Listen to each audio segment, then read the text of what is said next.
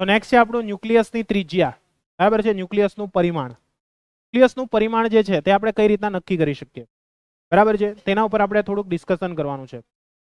તો આ પરિમાણ જે આપણે ડિસ્કસ કરવું હોય, બરાબર, પરિમાણ કઈ રીતના આપણે સાબિત કરી શકીએ. તો પરિમાણની વાત કરવામાં આવે તો પરિમાણ શું છે, તો કે ન્યુક્લિયસનું જે કદ છે તેના ઉપર આપણે સમજવાનું છે, ન્યુક્લિયસનું કદ, બરાબર છે. તો જેવી રીતના તમે 12મા ચેપ્ટરની અંદર જોયું હતું કે રુથરફોર્ડ જે છે, રુથરફોર્ડ, એ રુથરફોર્ડ દ્વારા એક મોડેલ રજૂ કરવામાં આવ્યું હતું, જેમાં એને ન્યુક્લિયસની કલ્પના કરી હતી. ન્યુક્લિયસની કલ્પના કરી હતી, એમાં એને શું કર્યું હતું, આલ્ફા કણ પ્રકીર્ણનનો પ્રયોગ કર્યો હતો. અને પ્રયોગ દ્વારા એવું પ્રસ્થાપિત કર્યું હતું કે આલ્ફા કણ જે છે તેમાં જ્યારે આલ્ફા કણનો મારો ચલાવવામાં આવે છે તેમાં એક આલ્ફા કણ શું થાય છે, રિટર્ન આવે છે. એક જ આલ્ફા કણ શું થાય છે, રિટર્ન આવે છે. બાકીના બધા શું થઈ જાય છે, તો કે એની અંદરથી સરળતાથી વહન પામી શકે, મીન્સ એક જગ્યાએથી બીજી જગ્યાએ જાય છે. અમુકનું કોણાવર્તન થાય છે. તો આ જે કોણાવર્તન પામે છે તે શેને કારણે પામે છે, તો કે અપાકર્ષણને કારણે. તેને કારણે અપાકર્ષણને. તો આ અપાકર્ષણ બળની વેલ્યુને આધારે તેનું અંતર શોધવામાં આવ્યું હતું. અને એ જે અંતર છે, બરાબર છે, એ અંતર ન્યુક્લિયસના વાસ્તવિક પરિમાણ કરતાં પણ 4 × 10⁻14 મીટર કરતાં પણ ઓછું હોવું જોઈએ એવું એનું માલુમ થયું હતું, બરાબર છે. એટલે આખો જે પ્રેક્ટિકલ કર્યો હતો એ પ્રેક્ટિકલ દરમિયાન એને જે વેલ્યુ પ્રાપ્ત કરી હતી તે વેલ્યુ કેટલી હતી, 4 × 10⁻14, બરાબર છે. પણ રિયલમાં એ ન્યુક્લિયસ છે, એ ન્યુક્લિયસની ત્રિજ્યા એના કરતાં પણ કેવી હોવી જોઈએ, ઓછી હોવી જોઈએ. કેમ, તો કે ભાઈ આટલા ડિસ્ટન્સ સુધી આપણો આલ્ફા કણ શું થયો હતો, એની નજીક સુધી ગયો હતો, અને ત્યાંથી એ શું થયો હતો, રિટર્ન આવ્યો હતો. એની સાથે અથડાયો નહીં હતો. જો અથડાયો હોત તો શું થયો હોત, અથડાયું હોત તો એ ફરી પાછું ત્યાંથી રિટર્ન જવાનો પ્રયત્ન કર્યો હોત તો એ દરમિયાન વિસ્ફોટ થવાનો ચાન્સીસ થયો હોત, કે મીન્સ આલ્ફા કણ જો અથડાયો હોત તો ત્યાંથી થોડુંક ન્યુક્લિયસ છે તેની અંદર કંઈક અનસ્ટેબિલિટી આવવાના ચાન્સીસ રહેલા હોત. પણ અહીંયા આગળ શું જોવા મળ્યું કે ભાઈ આના કરતાં પણ એનું અંતર કેવું છે, ઓછું છે. કારણ કે અહીંયા આગળ એનું અપાકર્ષણ બળ શું થઈ જાય છે, વધી જાય છે. સમજ પડે છે. જે આપણે ઓલરેડી અગાઉનો એક દાખલો હતો, તમને યાદ હોય તો 29.3 × 10⁻⁻ સમથિંગ કંઈક ઘાત લાવ્યા હતા, ઉદાહરણ હતું અગાઉના ચેપ્ટરની અંદર, બરાબર છે. તેમાં આપણે ડિસ્ટન્સ ઓફ ક્લોઝેસ્ટ એપ્રોચ એને આધારે આપણે એમાં વેલ્યુ ફાઇન્ડ કરી હતી આર ની, કે ભાઈ આર ની વેલ્યુ કેટલી. ક્લિયર છે, એ સમજ પડી રેડી. તો અહીંયા આગળ જો તમે 5.5 મેગા ઇલેક્ટ્રોન વોલ્ટ કરતા વધુ ઉર્જા ધરાવતા આલ્ફા કણનો ઉપયોગ કરો છો તો એના દ્વારા સોનાના ન્યુક્લિયસથી નજીકતમ અંતર હજુ નાનું થશે, અને કોઈ એક બિંદુએ પ્રકીર્ણન પર ટૂંકા અંતરીય ન્યુક્લિયસ બળોને અસર થવા લાગશે, અને તેથી રુથરફોર્ડની ગણતરીમાં કંઈક જુદું પડશે એવું જોવા મળ્યું.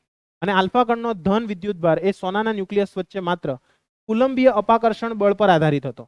પરંતુ આપણે ખબર છે કે જેમ જેમ તમે અંદરની અંદરના અંતરે જતા જાઓ તેમ તેમ ત્યાં આગળ કયા બળને ધ્યાનમાં રાખવું પડશે, સાથે સ્ટ્રોંગ ન્યુક્લિયર બળ, વીક ન્યુક્લિયર બળ, એ બધા જ બળને ધ્યાનમાં રાખવું પડશે.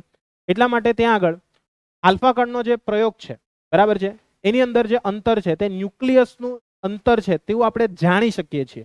પણ આલ્ફા કણને બદલે કોઈ ઝડપી ઇલેક્ટ્રોનને પ્રક્ષિપ્ત કણ તરીકે લઈએ અને વિવિધ તત્વો પર જો લક્ષ્યનો મારો ચલાવવામાં આવે તો પ્રકીર્ણનના પ્રયોગો કરતા વિવિધ તત્વો માટે ન્યુક્લિયસની ત્રિજ્યા ચોકસાઈપૂર્વક મપાયેલ છે. એટલે કે એવું નથી કે ફક્ત આલ્ફા કણ પ્રકીર્ણન દ્વારા તમે શું કરી શકો, આ વેલ્યુઓ જે છે તે ફાઇન્ડ કરી શકો. એના સિવાય તમે કોઈક બીજા જે કણો છે, બીજા કણોની અંદર તમને ખબર હોય તો કયા આવશે, બીજા ઇલેક્ટ્રોન છે જે પ્રોટોન કરતા કેવો છે, હલકો કણ છે. એટલે સરળતાથી તમે એને શું કરી શકો છો, એક જગ્યાએથી બીજી જગ્યાએ સરળતાથી ગતિ કરાવી શકો છો, બરાબર છે.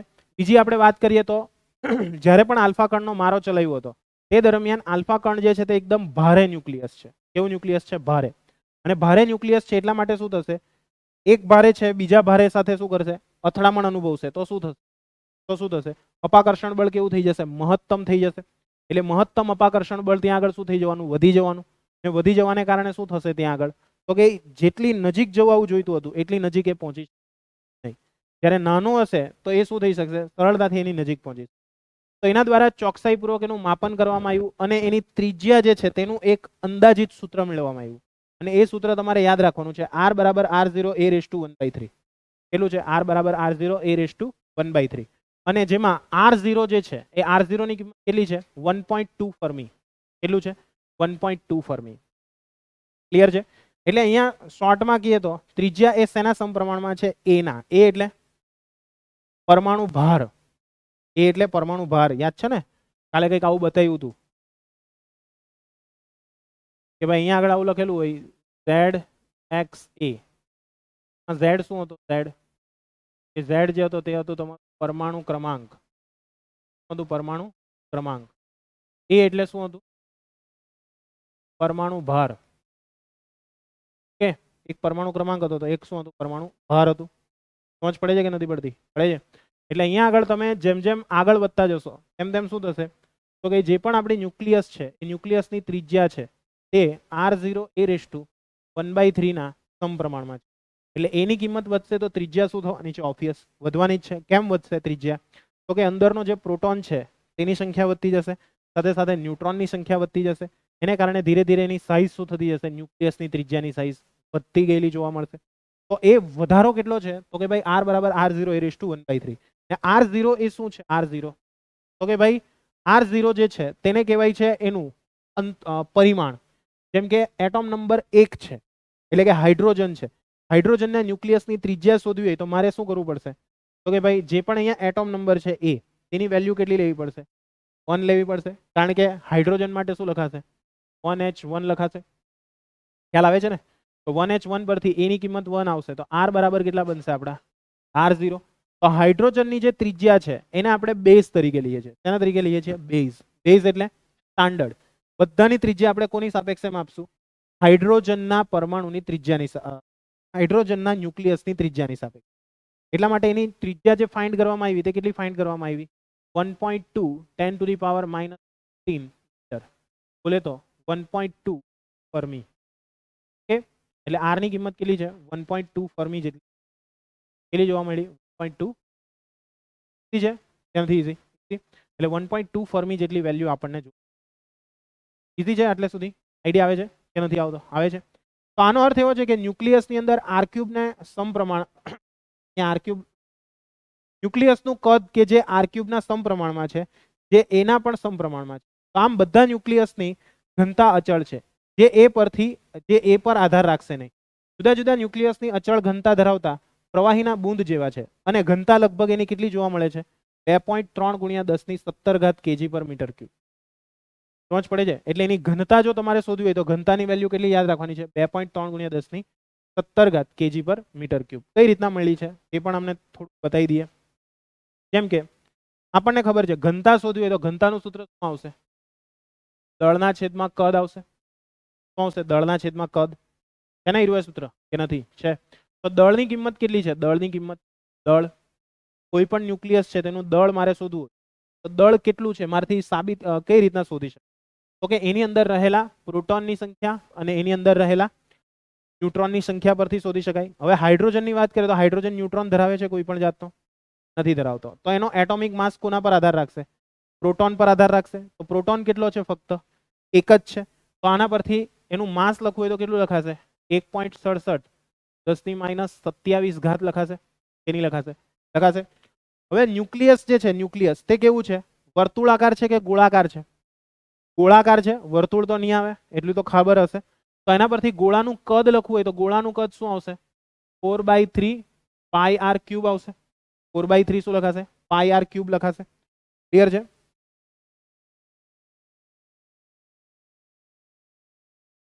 ચાલો, એટલે એ વેલ્યુ કેટલી થશે? 4/3 πr³ થશે. તો આના પરથી શું થશે તે સમજો. તો કે 3 ઉપર જશે એટલે 3 × 1.67 10 ની કેટલી થશે? -27 થશે છેદમાં 4. પાઈ એટલે કેટલા થશે? r ની કિંમત આપણે લાવ્યા છીએ. કેટલી લાવ્યા? જુઓ 1.2 ફર્મી લાવ્યા ને r ની કિંમત. તો એ મૂકી દો તો કેટલા થશે? 1.2 × 10⁻15 આખાનો શું ઘન થશે? ચલો કરી નાખો ને કેટલું આવશે?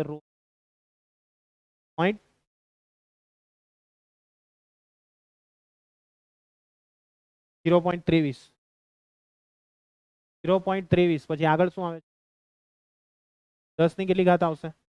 45 - 27 કેટલા આવશે? 45 - 27 12 15 નહીં 8 ને 18 18 આવશે. એટલે ટોટલ કેટલા થશે? 2.38 10 ની કેટલી ઘાત થશે? 17 kg પર શેમાં મીટર³ આવશે. એટલે આ શું મળી ગયું આપણને? રો મળી ગયો. ઓકે, આ શું છે આપણું? ક્લિયર? એટલે તમે જોયું કે રો ની કિંમત કેટલી છે? 2.3 17 તે અહીંયાથી આવી છે. ખ્યાલ આવે છે? જે દરેક ન્યુક્લિયસ માટે કેવી છે? ફિક્સ છે. એટલે કે ઘનતા કેવી જોવા મળશે આપણને? સરખી જોવા મળે દરેક ન્યુક્લિયસ. તમારે ફાઇન્ડ કરવું હોય તો તમે કરી શકો છો. ક્લિયર થઈ ગયું એટલે સુધી કે નહીં થયું? થઈ ગયું? ડાઉટ છે કઈ? નથી ને? ખ્યાલ આવ્યો કે નહીં આવ્યો? આવ્યો. એટલે તમારે ઘનતા શોધવી હોય તો શોધી શકો. અને બીજું કે ભાઈ પાણી છે તેની ઘનતા 10�3 kg પર મીટર ક્યુબ કરતા ઘણી મોટી છે. આ સમજાય તેવું છે, કારણ કે આપણે જોઈ ગયા છીએ કે પરમાણુ મહદ અંશે ખાલી છે. એ પરમાણુના બનેલા સામાન્ય દ્રવ્યમાં પુષ્કળ પ્રમાણમાં ખાલી સ્પેસ રહેલી છે. બરાબર છે. એટલા માટે તમે પાણીના પરમાણુની જો ઘનતા માપતા હો, આપણે અત્યારે જે ઘનતા લખીએ છીએ પાણીની ઘનતા, તે શું છે? એના પરમાણુની ઘનતા છે, એના ન્યુક્લિયસની ઘનતા નથી. અને એ ઘનતા કેટલી છે? 10�3 kg પર મીટર ક્યુબ. કેટલી છે? 10�3 kg પર મીટર. જ્યારે આની ઘનતા કેટલી જોવા મળી હતી? 17 કેટલી? 17. એટલે કેટલી મોટી થઈ? ન્યુક્લિયસની ઘનતા કેવી હશે? મેક્સિમમ હશે. ખ્યાલ આવે છે? તો આના પરથી તમને થોડોક બ્લેક હોલનો કોન્સેપ્ટ પણ તમને અંદાજો આવતો હશે. બ્લેક હોલમાં શું થતું હશે? કે બ્લેક હોલની અંદર બધી જ વસ્તુઓ કેવી એકદમ નજીક સંકળાયેલી હશે. એના માટે ત્યાં ઘનતા શું થઈ જશે? વધી જશે. ખ્યાલ આવે છે? એટલે ન્યુક્લિયસ છે આટલું અમથું નાનું ઝીણ્યું, પણ તમે જોઈ શકો છો 1 મીટર ક્યુબ દીઠ કેટલું વજન ધારણ કરી શકે એવું? આટલું 2.3 10⁻17 kg. એ કેટલું થયું? સમજ પડે છે ને? ખ્યાલ આવ્યો? એટલે ત્યાં બધું કોન્ટ્રેક્શન હશે, એકદમ વધારે કોન્ટ્રેક્ટ થઈને રહેલું હશે. ખ્યાલ આવે છે ને? Baggy clear? નેક્સ્ટ આગળ ઉદાહરણ નંબર 1 ડેશ જેવું ઉદાહરણ છે.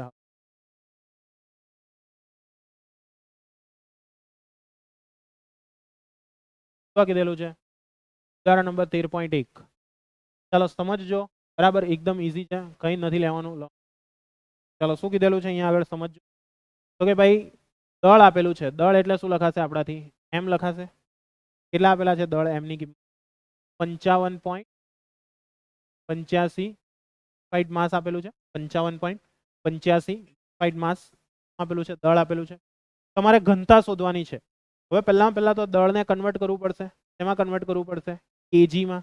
તો કેજીમાં કન્વર્ટ કરવા માટે આપણે શું 1.66056 10⁻⁻ કેટલી કરશું? 27 કન્વર્ટ થઈ જશે. કિલોગ્રામમાં કન્વર્ટ થઈ જશે. કન્વર્ટ થઈ જશે કિલોગ્રામમાં. ચાલો કરી નાખો કેટલા આવશે ટોટલ. એમ બરાબર 1.66056 બધું થઈને 92. 10 ની કેટલી થશે? -27 કિલો. એટલે કેટલા થશે? 9.274. 10 ની કેટલી ઘાત થશે? બોલો. 24 થશે કિલોગ્રામમાં. એટલે આ શું આવી ગયું આપણું? એમ આવ્યું. હવે નેક્સ્ટ આપણને શું આપ્યું છે? એ આપ્યો છે. એ એટલે કેટલા છે? 56. તો તમને ઘનતા શોધવા કીધેલી છે. ઘનતા શોધવા કહી દીધેલી છે. હવે ઘનતા શોધવા માટે સૂત્ર શું છે? તો કે ભાઈ ન્યુક્લિયસની ઘનતા શોધવા કહી દીધેલી છે. એની ઘનતા શોધવાની, ન્યુક્લિયસની ઘનતા. તો શું સૂત્ર લેશો? બોલો. ન્યુક્લિયસની ઘનતા લગાશે? બોલો. દળના છેદમાં કદ લગાશે. દળ તો આપણી પાસે અવેલેબલ છે. દળ કેટલું છે? એમ. કદ કેટલું આવશે? 4/3 πr³ લગાશે. હવે ચાલો 3 છે તે ઉપર જવા દઈએ. 3 ક્યાં જશે? ઉપર જશે. તો શું થઈ જશે અહીંયા આગળ? 3m/4π. r ની કિંમત કેટલી આવશે? r0 આનો શું થશે? ક્યુબ થશે. આખાનો શું થશે? ક્યુબ થશે. નહીં સમજ પડી? r નું સૂત્ર છે આગળ લાવ્યા તે યાદ છે કે નહીં? આયરું ખ્યાલ આવે છે ને?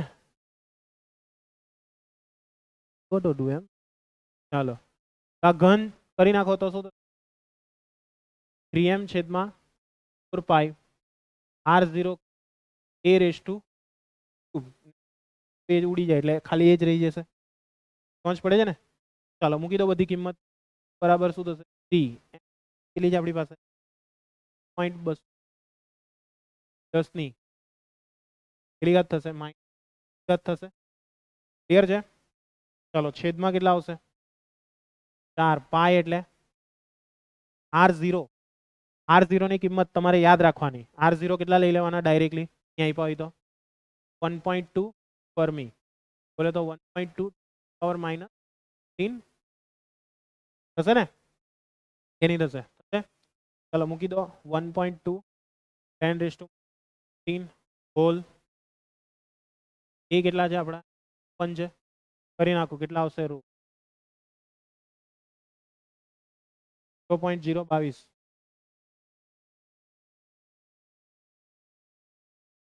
0.022 પછી 89 10 ની કેટલી થશે 19 થશે ડેશ ચાલો રો ઇઝ થશે 2.289 10 ની 17 ઘાત કેજી પર મીટર ક્યુબ થઈ જશે આઈડિયા આવશે એટલે એપ્રોક્સિમેટલી કેટલી થઈ રો એપ્રોક્સિમેટ 2.3 લખાશે બરાબર છે 10 ની કેટલી ઘાત થઈ 17 ઘાત થઈ કેજી પર શેમાં મીટર ક્યુબ એટલા માટે તમને એવું કહેવામાં આવે છે દરેક ન્યુક્લિયસની ઘનતા કેવી છે અચળ છે ઠીક છે ત્યાં પણ કેટલી હતી જુઓ 2.3 10 ની 17 ત્યાં પણ કેટલી છે 17 છે ખ્યાલ આવે છે તો ઘનતા શોધવાનો દાખલો પૂછાય તો શું કરી દેવાનું હા કેટલો યાદ રાખવાનો 2.7 10 2.3 10 ની 17 બરાબર એ કેવી હશે ફિક્સ હશે હા હા એમસીક્યુ માં ક્યાં રીત કરવા બેસવાના થઈ ગયો તો ક્લિયર દાખલામાં દાખલામાં એમ તો આ મોસ્ટલી આ એમસીક્યુ માં આવે છે આ દાખલો બરાબર છે નાનલું ચાલો ત્યાં આગળ નેક્સ્ટ ચલો સ્વાધ્યાયની અંદર જોઈ લઈએ હોય તો ચલો સ્વાધ્યાયમાં જોઈએ તો બધી રકમની અંદરની વેલ્યુ તમને આપેલી હશે બરાબર છે પણ અમુક વેલ્યુ તમારે સાથે યાદ પણ રાખવી પડશે જેમ કે માસ ઓફ પ્રોટોન માસ ઓફ બરાબર છે એ બધી વેલ્યુ હું તમને કહેવા એટલી અમુક તમારે યાદ રાખવી પડશે કઈ કઈ જુઓ એક તો આ યાદ રાખવાની આ યાદ રાખવાની માસ ઓફ હાઇડ્રોજન હોય યાદ રાખી દેવાનું બસ ક્લિયર છે આટલી વેલ્યુ યાદ રાખવી પડશે ચાલો વધીએ આગળ તો નેક્સ્ટ આવે છે આપણો દાખલા નંબર 13.1 સ્વાધ્યાયનો 13.1 બરાબર છે શું દાખલો છે સ્વાધ્યાયનો સમજીએ અને કરી દઈએ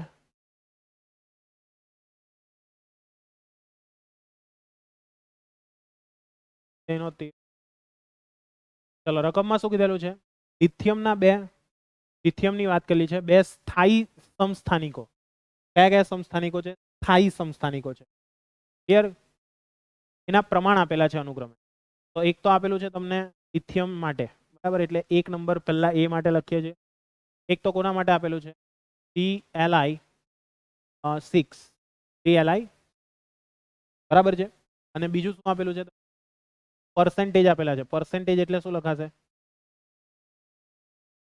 x1 કેવા છે પરસેન્ટેજ એના જે કેટલા છે આપેલા આપણને 7.5 આપેલા છે 7.5% અને એનું દળ આપેલું છે દળ એટલે શું લખાશે કેટલું આપેલું છે 6.015 બરાબર છે હાઇટ માસ એ આપી દીધું નેક્સ્ટ બીજા કોના માટે આપેલું છે બીજું આપેલું છે આપેલું છે Li7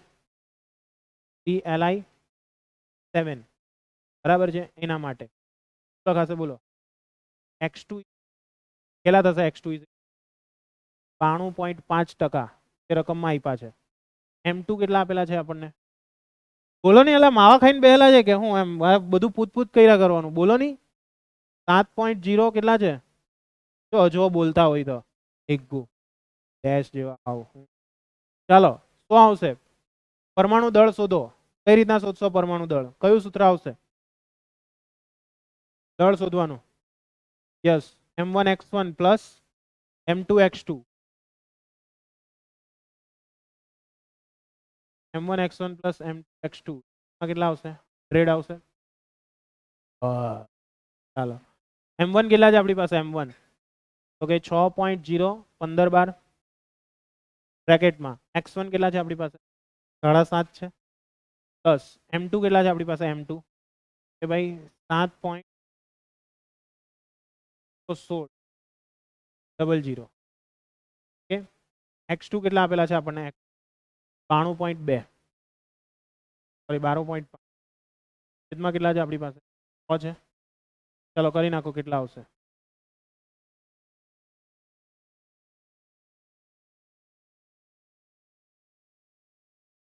.94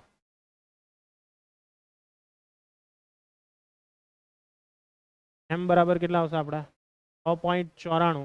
આગળ કેટલા આવશે 6.94 પછી આગળ કેટલા આવશે હે 0.80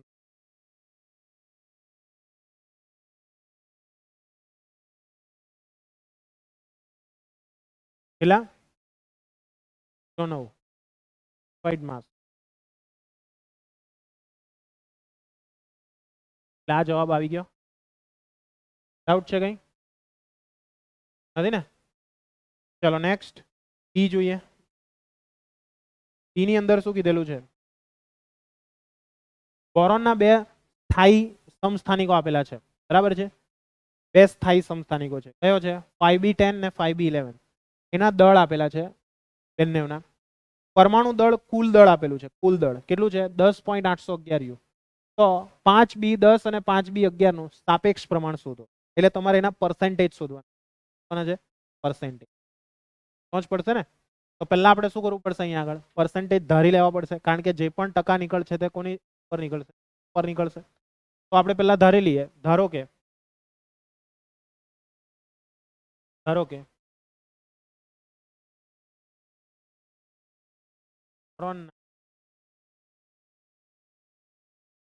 સ્થાનિક 5b10 નું પ્રમાણ x% બરાબર છે. 5b10 નું પ્રમાણ x%.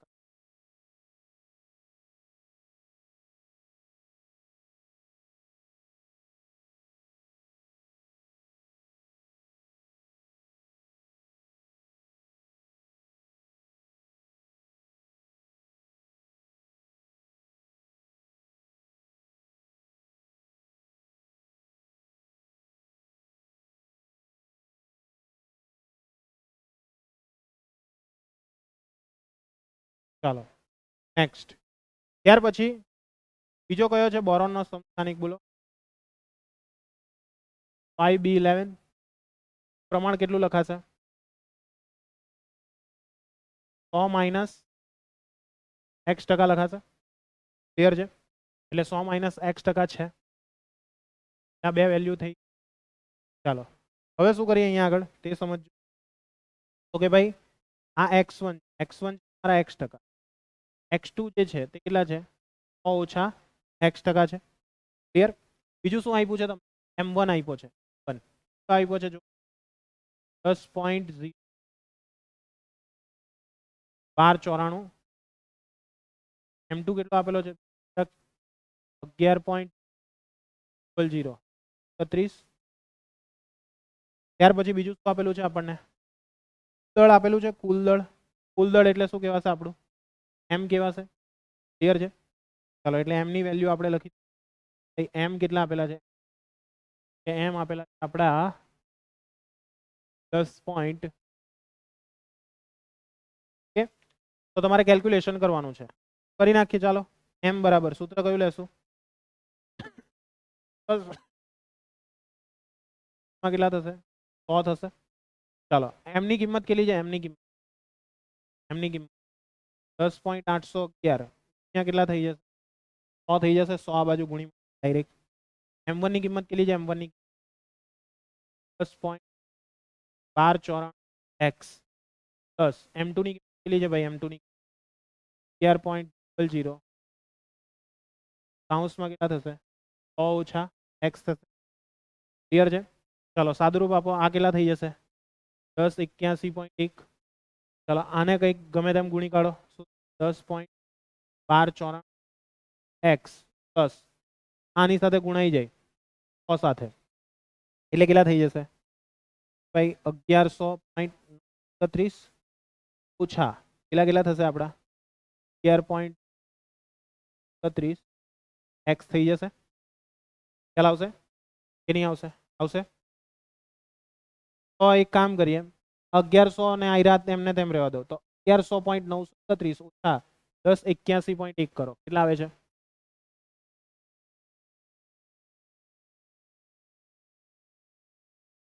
ઓછા 1081. આવે છે 0.83 ઇક્વલ ટુ ની પેલી બાજુ આવશે તમારે 83. આગળ કઈ આવે છે? હે 1 બસ પૈતું. ચાલો સેમ વે અહીંયા આગળ કરો 11.00931 ઓછા 10.01294 કેટલા આવે છે?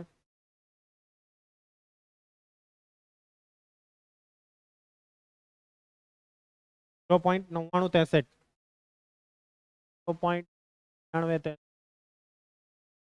x બરાબર કેટલા થશે? 83 10 આવશે x કેટલા આવશે x બરાબર બોલો?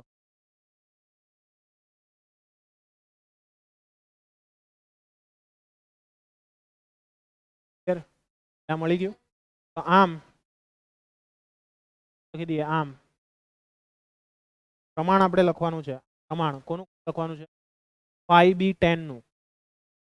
આમ 5b10 નું પ્રમાણ x1 બરાબર x ટકા તો ટકા કેટલા થશે? ત્યાર પછી નેક્સ્ટ શું છે? 5b11 નું પ્રમાણ કેટલા આવશે આપણા? x2 બરાબર 100 ઓછા x એટલે કેટલા થશે? 100 ઓછા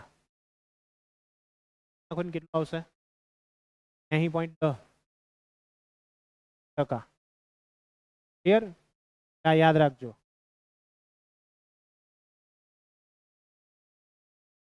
x2 x1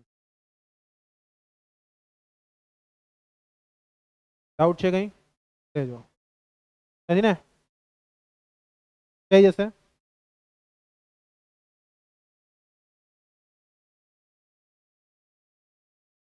ક્લિયર છે? ચાલો નેક્સ્ટ એના પછી જોઈએ. એના પછી 13.2 માં થાય એવો છે.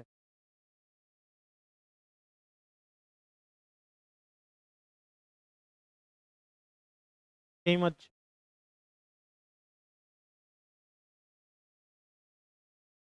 ચાલો શું છે? જયનો છે 13. રકમ શું કીધેલું છે? 3 સ્થાયી ન્યુક્લિયસ આપેલા છે બરાબર છે. સોરી સમસ્થાનિકો કોના માટે છે? નિયોન માટે. એના પ્રમાણ આપેલા છે. x1 આપ્યું છે 0.51%. ત્યાર પછી x2 કેટલું આપેલું છે? 0.27%. x3 કેટલું આપેલું છે? 22%. ચાલો ત્યાર પછી દળ આપેલા છે. m1 છે આપણી પાસે રાઈટ માસ આપેલા છે. ક્લિયર? ત્યાર પછી નેક્સ્ટ શું આપેલું છે? આપેલું છે રાઈટ માસ. m3 કેટલા છે? રાઈટ માસ આપેલા છે. ચાલો સોરી તો નિયોનનું સરેરાશ પરમાણુ દળ શોધો. કોણ છે? સરેરાશ પરમાણુ લખી દઈએ. સરેરાશ પરમાણુ દળ સરેરાશ પરમાણુ કેપિટલ M બરાબર 1x1 plus m2x2 plus m3x3 આખાના છેદમાં 100 થશે બરાબર. દાખલો છે. ચાલો તો બધી કિંમત અહીંયા કેટલા થશે? 51 પ્લસ કેટલા છે?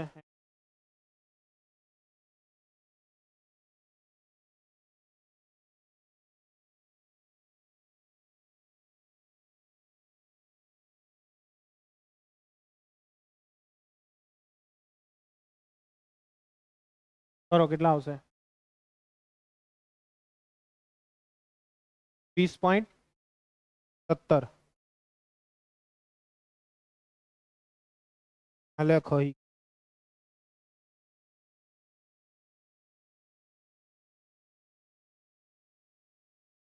કેટલા છે 20.17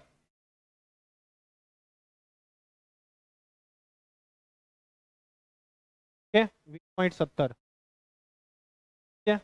છે ને કેજો ચાલો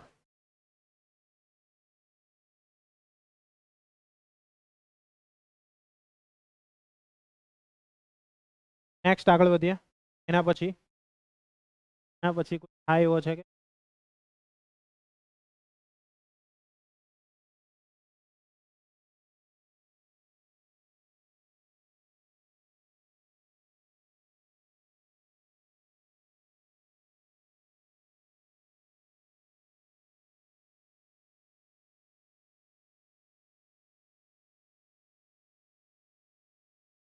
એકવીસમો થઈ જાય એવો છે 21મો કાઢીએ બરાબર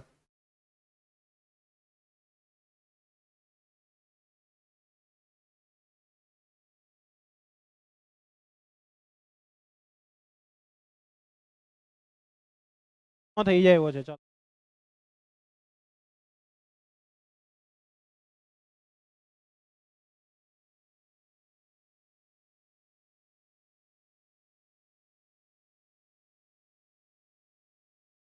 ખબર છે સ્વાધ્યાયનો છે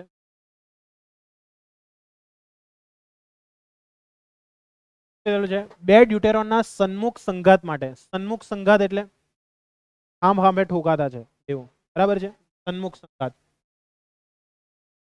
ક્લિયર છે સ્થિતિમાન બેરિયરની ઊંચાઈ શોધ સ્થિતિમાન બેરિયરની શું ઊંચાઈ શોધવાની બેરિયરની ઊંચાઈ એટલે શું શોર્ટમાં તમારે અહીંયા આગળ એની સ્થિતિ ઉર્જા શોધવા સ્થિતિમાન બેરિયર કે એટલે શું શોધવા કહી દીધી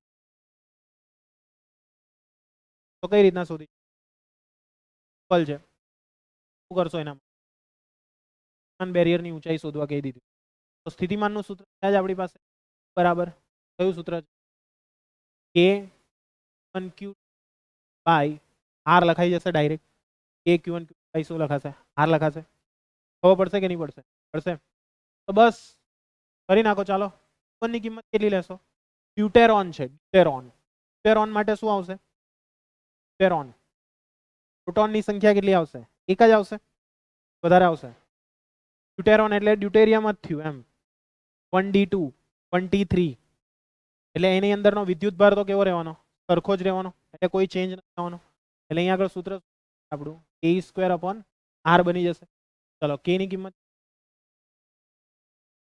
એટલે 1. આખાનો શું થશે r કેટલા છે 2 ફર્મીની ત્રિજ્યાના સખત ગોળા ગણી શકાય છે હવે સમજજો અહીંયા ઠોકાયો અને આ રીતના ઠોકાયો એટલે આ બંનેના વચ્ચે જે આપણે લખવું હોય તો કેટલું લખાશે r લખાશે ને ખ્યાલ આવે છે અહીંયા બધા ભૂલમાં હું લખી દઈ ડાયરેક્ટ 2 ફર્મી લખી દઈ 2 ફર્મી નહીં અહીંયા r ની કિંમત કેટલી લખવી પડશે આપણે 2 ગુણ્યા કરી નાખો કેટલા આવશે 5.76 આવે છે ને જવાબ 10 ની કેટલી થશે 38 15 ને 9 ક્યાં થાય 15 ને 9 24 14 ઘાત રહેશે માઇનસમાં ઓકે એ શેમાં આવશે ઓકે પણ દાખલો છે ચલો નેક્સ્ટ એના પછી જોઈએ 21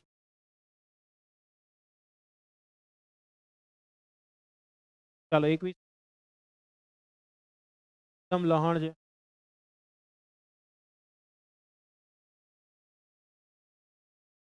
કાંદી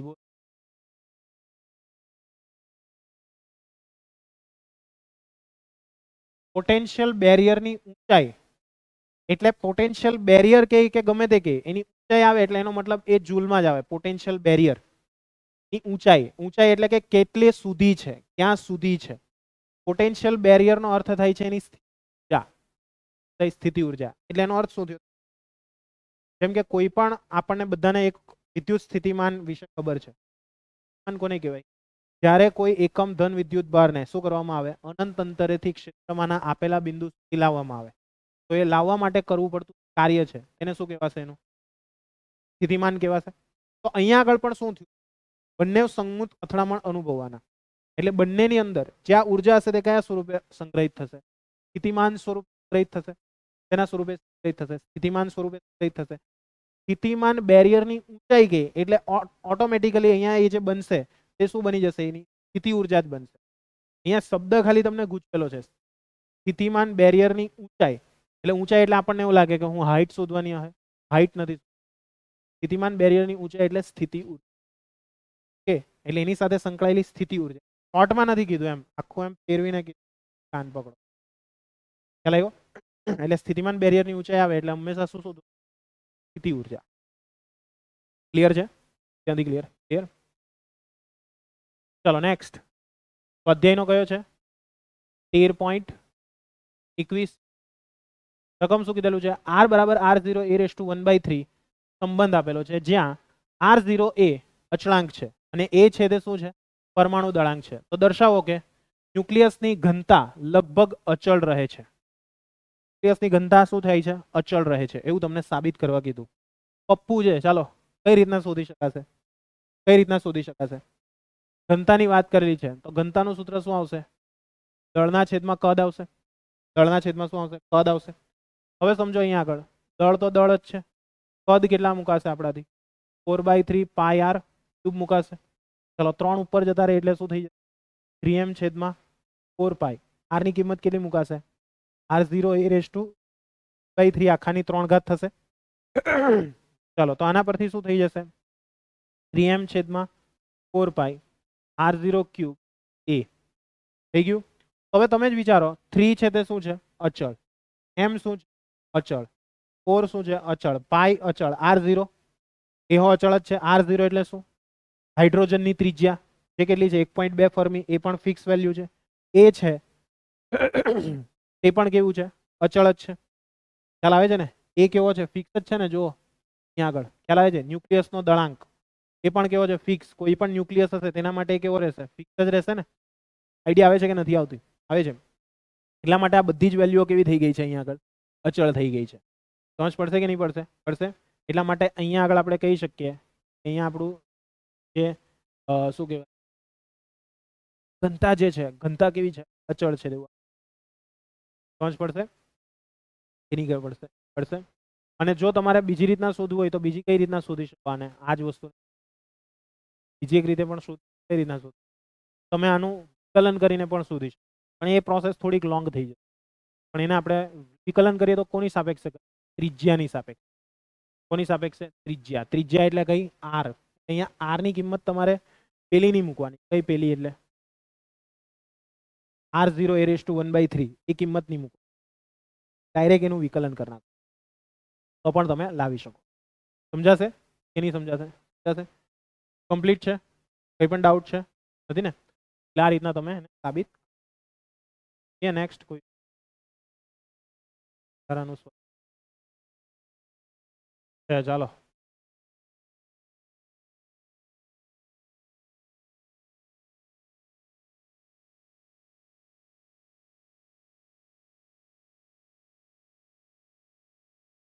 ચાલો સ્વાધ્યાયનો કયો છે? આ 13.23.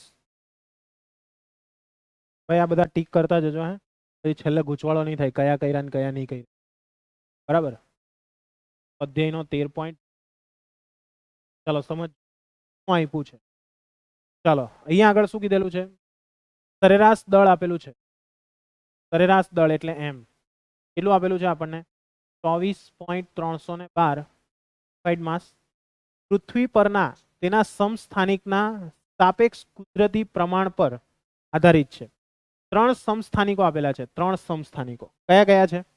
એક છે તમારો 12 mg, બીજો કયો છે? 24. બરાબર છે. બીજો એક આપેલો છે તમને 25. એક આપેલો છે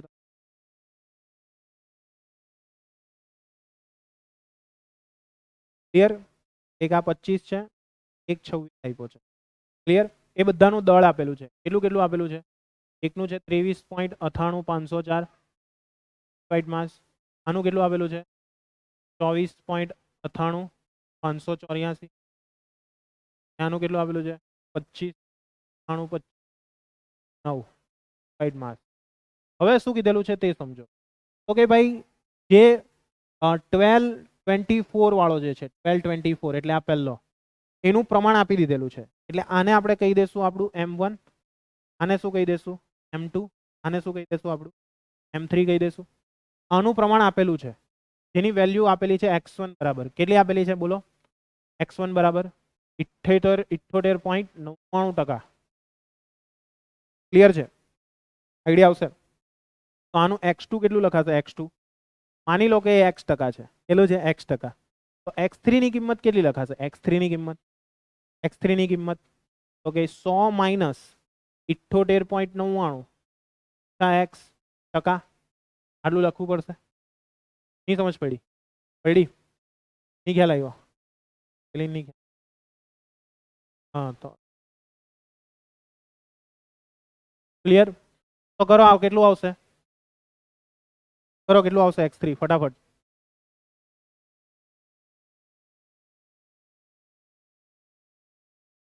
.01 x ટકા થશે ખ્યાલ આવશે ચાલો તો હવે આના પરથી આપણે કરવું હોય તો કઈ રીતના કરી શકીએ 21.01 માઇનસ એક્સ ટકા તો આના પરથી કુલ દળ તો છે જ આપણી પાસે હાજર શું કરશું બોલો કુલ દળનું સૂત્ર લઈ લઈએ શું લખાશે m1 x1 plus m2 x2 plus m3 x3 છેદમાં શું લખાશે 100 લખાશે m છે 24.312 m1 કેટલા છે આપણી પાસે 23.98 504 x1 ની કિંમત છે આપણી પાસે 78.9 પ્લસ m2 ની કિંમત કેટલી છે m2 છે તમારી પાસે 24.98 584 ઓકે x2 કેટલા આપેલા છે આપણને x આપેલા છે ઓકે મીન્સ આપણે ધાર્યા છે એમ બરાબર છે ધારો લખી દો લખીએ નેક્સ્ટ બીજા કેટલા છે 25.98 259 કેટલા છે 21 x આખાના છેદમાં કેટલા આવશે 100 આવશે ક્લિયર ચાલો કરો બધું કેલ્ક્યુલેશન શું આવે છે તે મને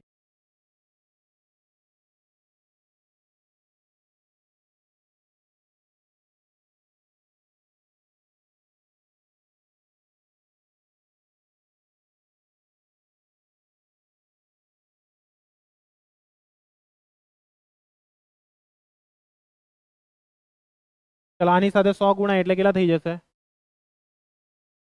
2431.2 હવે હું કેવું છું તેમ કરો 23.98 ને 78.99 કહી રહ્યું હા એ પ્લસ કરી દો એમ પ્લસ કરી દીધું એમ પ્લસ કરી દીધું હવે કરો 25.98 25 ગુણ્યા 21.01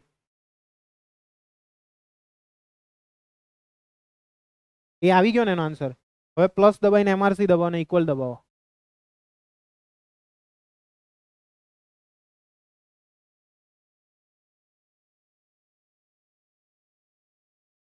કેટલા આવ્યા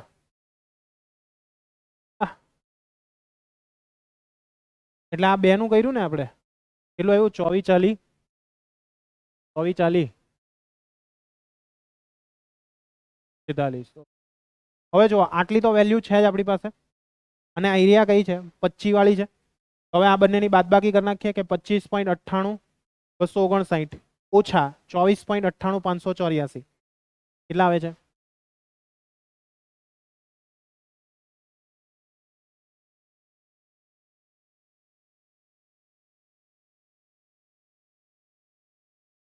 પોઈન્ટ કેટલા 900 હા તારો સરવાળો ખોટો છે ભાઈ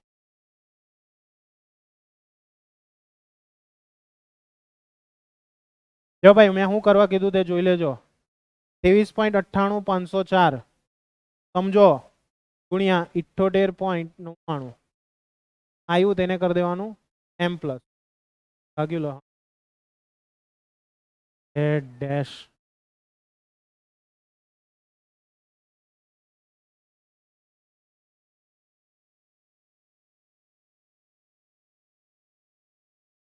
.98 504 ગુણ્યા આ થયું, એને m પ્લસ કરી દીધું. હવે કેટલા છે? 2598, સોરી 2598 કા લસણ 0.98, 25 21, આ જવાબ આવ્યો પ્લસ MR. હે 40 આવે છે, બરાબર જ તો છે. બાદબાકીમાં કંઈક લોચો છે તમારો, બાદબાકી પોઈન્ટમાં આવી જોઈએ ભાઈ.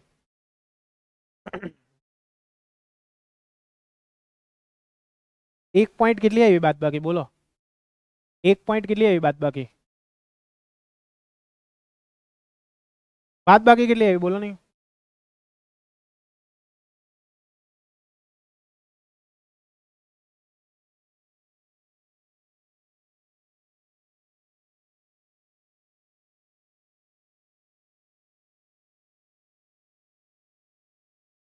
.996, 0.996 કે ખાલી 96? અહીંયા આવશે તમારો પોઈન્ટ, આગળ કઈ આવે છે? 75, આ x આવશે.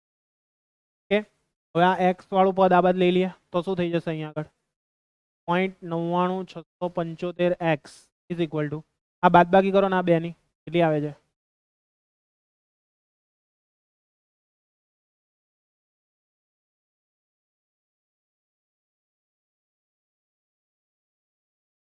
આગળ બસ, ચાલો x કેટલા થશે? 9.26 ભાગ્યા 0.99675 કરી નાખો, કેટલા આવશે? 9.29 તો 1 x મળી ગયો આપણને.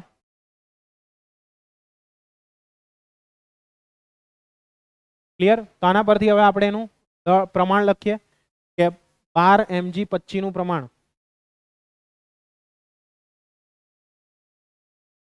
12 mg 5 પ્રમાણ બરાબર x% બરાબર કેટલા થઈ જશે? 9.29% કેવા છે? અને 12 mg 26 નું પ્રમાણ કેટલા થશે? 21.01, 11.71%. ખબર પડી ને? ખબર પડી ને હું કર્યું તે? એકી હામટું સાદુરૂપ આપી દીધું એટલે ઈઝી પડે. ડાઉટ છે કઈ? નથી ને? તો આ દાખલો થયો.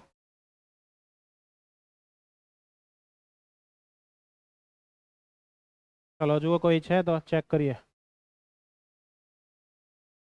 આ નહીં થાય.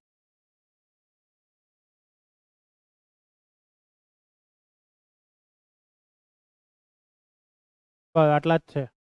ચલો બીજું નેક્સ્ટ લેક્ચર ની અંદર જોઈએ. બરાબર? હવે ના નેક્સ્ટ લેક્ચર પછી દાખલા બહુ બધા છે, બહુ એટલે લોટ્સ ઓફ. ચલો આજે આટલું રાખીએ, નેક્સ્ટ લેક્ચરમાં